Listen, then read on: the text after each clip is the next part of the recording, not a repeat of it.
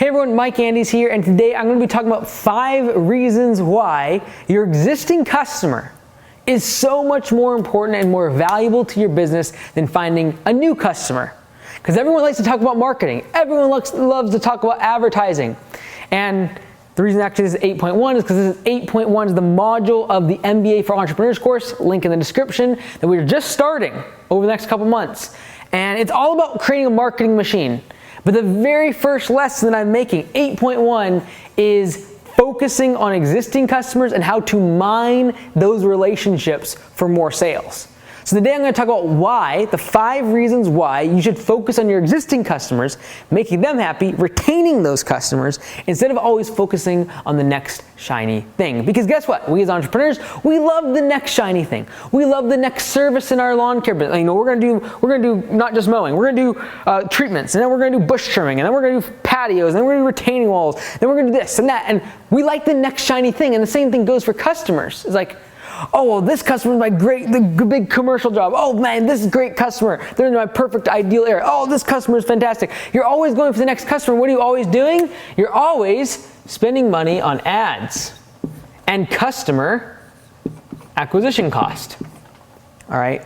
And I want you today to think about, is it a better return on my investment spend money on ads and get the next shiny customer, the new customer, the next one, or focus on the established, current, or existing customers that I have? I'm going to tell you the 5 reasons why I think you should focus on the existing customers that you do have and why it will lead to much more profits in your lawn care business. Number 1 is it costs much less to acquire or to retain a customer than it does to acquire a customer.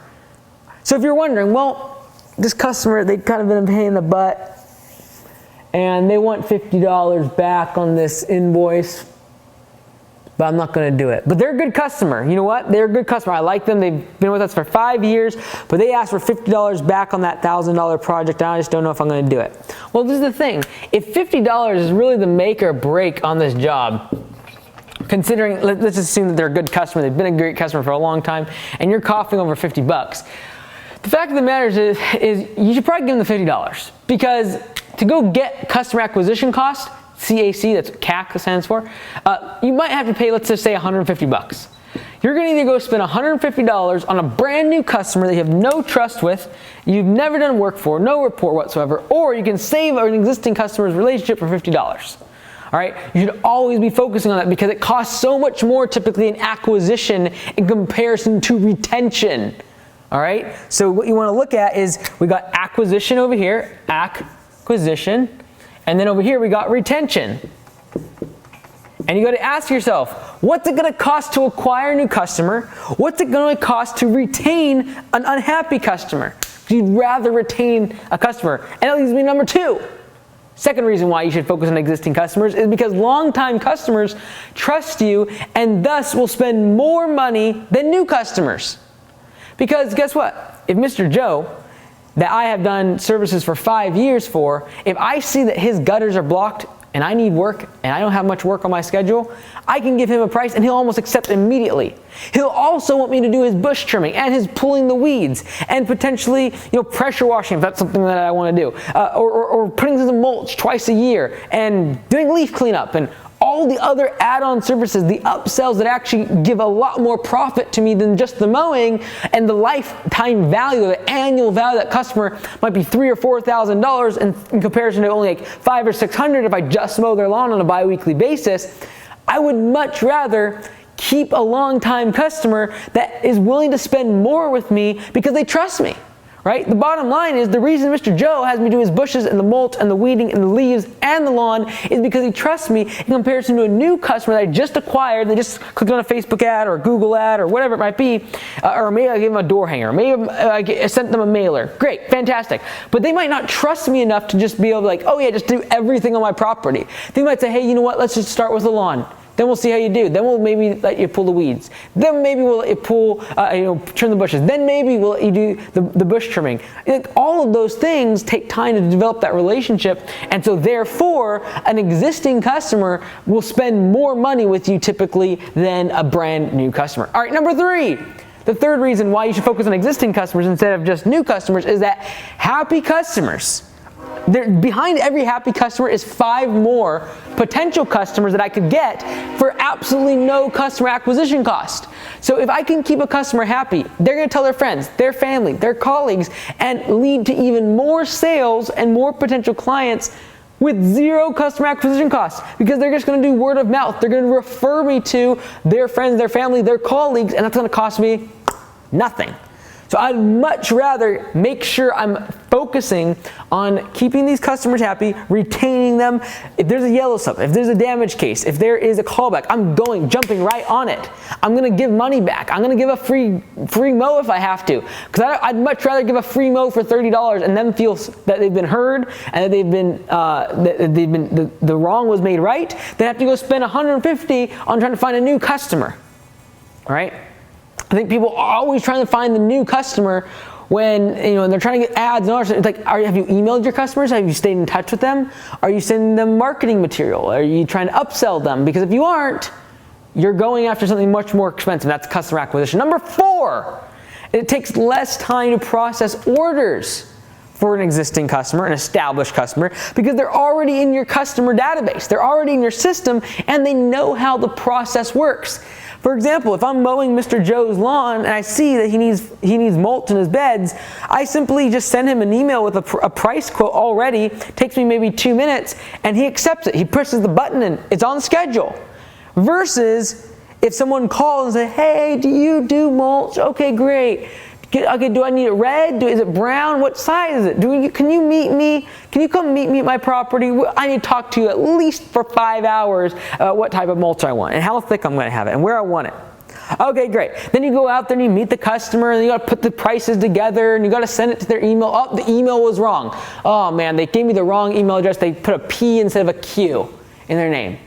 And like that process of time to actually process the order, that time is so much more costly for a new customer in comparison to an existing one that's already in your system, already in your database. They call, like, "Oh yeah, Mr. Joe, great. Oh, you want an estimate? Great. Okay, I'll get that to you tomorrow after I do the lawn. I'll send it over to you." Like it takes 2 seconds. Or potentially you don't even need the call because you're at Mr. Joe's property and you give him the estimate. You just see that he needs it. You can upsell him. So selling to Mr. Joe is going to be much more valuable than going out and trying to find a new customer. Because that new customer is going to want an estimate. I'm going to have to set them up in my CRM. They're not going to understand how the estimate process works. They're not going to understand how the invoice, like, do you guys invoice every day or every week or can I use my credit card? Like, Mr. Joe already has his credit card on file. I don't have to worry about figuring out payment terms with him and telling him how it's going to work. All right. Number 5, 5th reason why existing customer is worth more than a new customer is that current customers buy without discounts. They're not expecting a buy one get one free, or start with mowing service and get spring cleanup for free. They're not expecting that.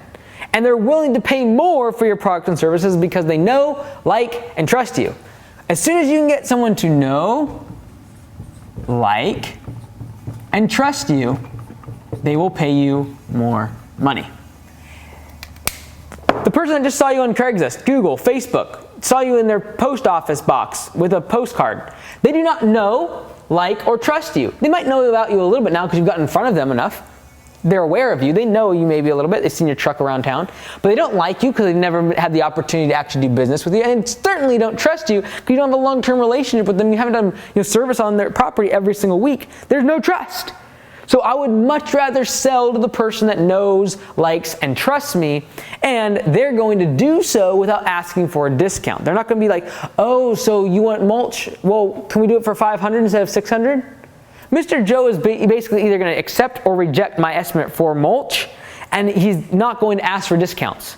And if your existing customers are always asking for discounts, you're training them wrong. You've trained them to ask for discounts. But typically, new customers are more inclined to ask for discounts and freebies versus current customers. They're much more about the fact that you're there, you're already there. It's convenience. You're selling them convenience, and that is that you have eyes on the property. You can upsell them. You see what the need is on their property.